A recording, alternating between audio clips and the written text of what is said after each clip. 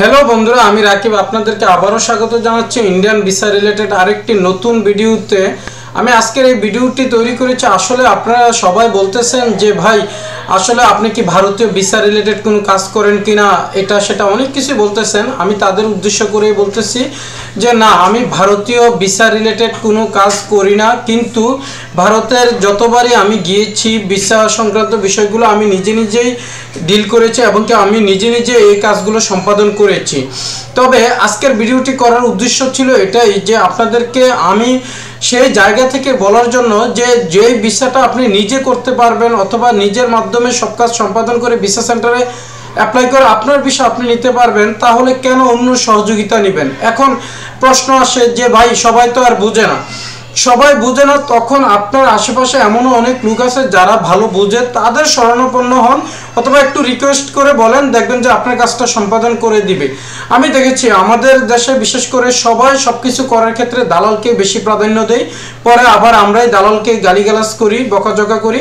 কিন্তু আসলে এগুলো প্রত্যাহার করার জন্য আমাদের নিজেদেরই শুধরাতে হবে। প্রথমত কি, যে যেমন দেখেন আপনি যদি পাসপোর্ট অফিসে যান, তাও কিন্তু আপনি দালাল ধরতে হয়। কেন ধরবেন? আপনি নিজেরটা নিজে করেন।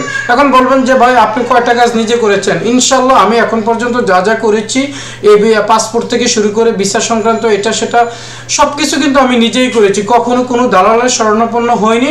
ইভেন আমি অনেক কাজ মোবাইলেও সম্পাদন করে ফেলি।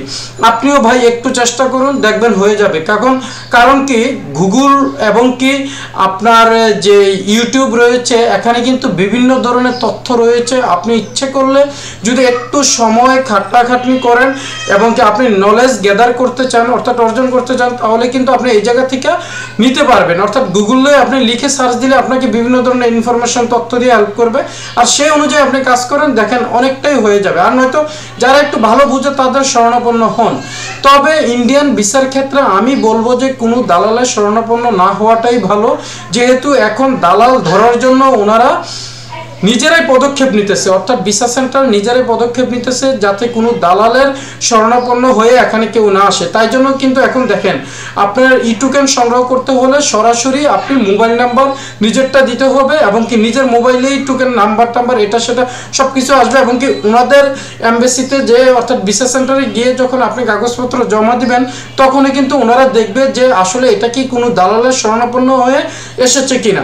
তাই জন্য আমি বলবো যে আপনি দালালের শরণাপন্ন হবেন না, আর হলে কিন্তু ওই জায়গা থেকে আপনাকে বিদায় করে দিবে, উল্টো আরো আপনার এগুলা জব্দ করে ফেলবে, করে আপনার ওই দালালকে সংগ্রহ করার জন্য তারা, অর্থাৎ তাকে ধরার জন্য প্রয়োজনীয় ব্যবস্থা পর্যন্ত তারা নিতে পারে। তো অতএব আমি বলবো যে প্রতিটা ক্ষেত্রেই ভাই আপনি নিজেরটা নিজের চেষ্টা করুন। সবাই যে বুঝে না তা না, সবাই কিছু না কিছু বুঝে। এখন যদি আপনি অল্প বুঝেন তাহলে বেশি বুঝওয়ালা লোকের কাছে যান। আমিও অল্প বুঝি, কিন্তু বেশি লোকদের যারা বেশি বুঝে তাদের শরণাপন্ন হয়েই কিন্তু আমি আমার কাজগুলো সম্পাদন করি, যেগুলো আমি নিজে একটু কষ্ট হয়ে যায় তখন। আর যেগুলো আমি নিজে করতে পারি গুগলের সহযোগিতা নিয়ে অথবা ইউটিউবের সহযোগিতা নিয়ে, তাহলে আমি নিজেই করে ফেলি। এগুলো আসলে অন্য কারোর সহযোগিতা নিয়ে করা মানে আপনি ছোট হয়ে যাবেন না, এটা আরো ভালো, আপনি অনেক কিছু শিখলেন। আর দালালের কাছে কেন আপনি টাকাগুলো দিবেন, মাঝখান দিয়ে কতগুলো হয়রানি হবেন। আসলে আমাদের দেশে এই জিনিসটা বেশি।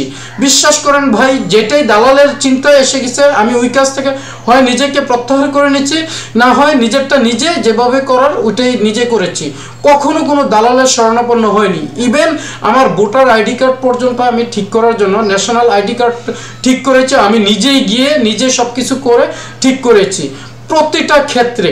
শুধু ভাই আপনি সচেতন হন, শুধু সচেতন হলেই দেখবেন যে আপনার কাজ আপনি করতে পারবেন।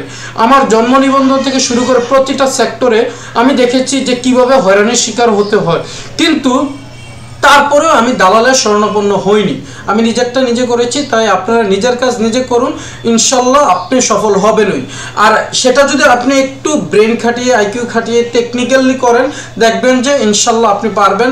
আমরা যারা কম বুঝে, আমরা অবশ্যই যারা ভালো বুঝে তাদের শরণাপন্ন হব। তাই জন্য আমি বলবো ভারতীয় ভিসার ক্ষেত্রে স্পেসিফিকলি আমি বলতেছি যে নিজের কাজটা নিজে করুন। আর এটা কিন্তু এমবেসিও পছন্দ করে যে নিজের কাজটা নিজে করার জন্য। ওকে বন্ধুরা, ভালো থাকবেন। পরবর্তীতে কথা হবে অন্য কোনো ভিডিওতে, অন্য কোনো বিষয় নিয়ে। আল্লাহ হাফেজ।